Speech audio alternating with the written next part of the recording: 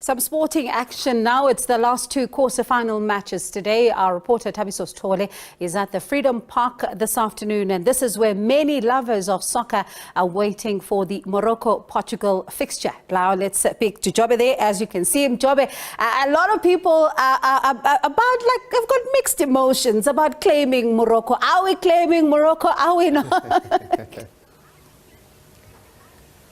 Look, welcome first and foremost to our viewers on SABC News Channel and yourself. Well, yes, as rightly said, Freedom Park out in Pretoria.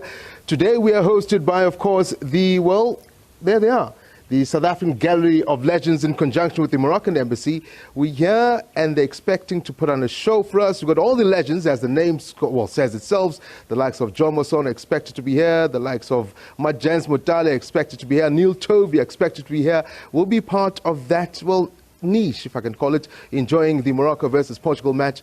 Interestingly, Bongi, as you said so, do we claim Morocco or do we not against Portugal? Because everyone loves Ronaldo, but of course we have to claim Morocco. It is the first African country, obviously the only African country of these Olympic Games, rather the World Cup, that are through to the quarters. We want them to go further, go to the semis.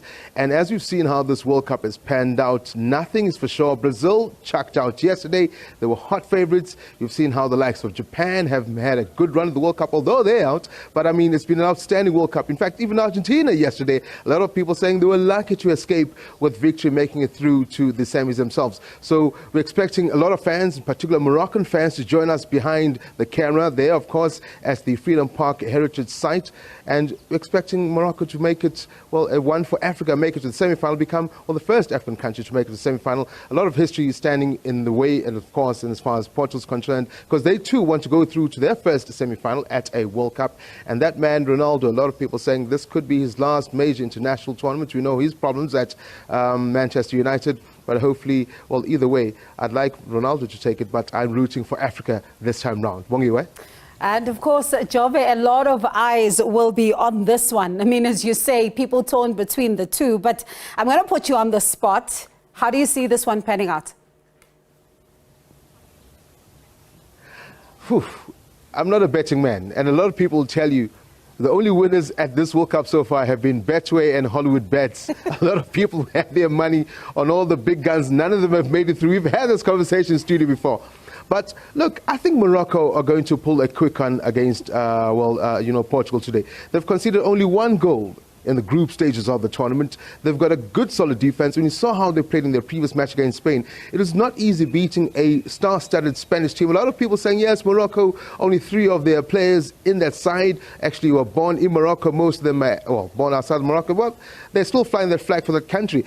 And they've got the whole of the Arab nations behind them, being the only Arab nation at the only Arab World Cup to have taken place so far, to make it this far in the tournament.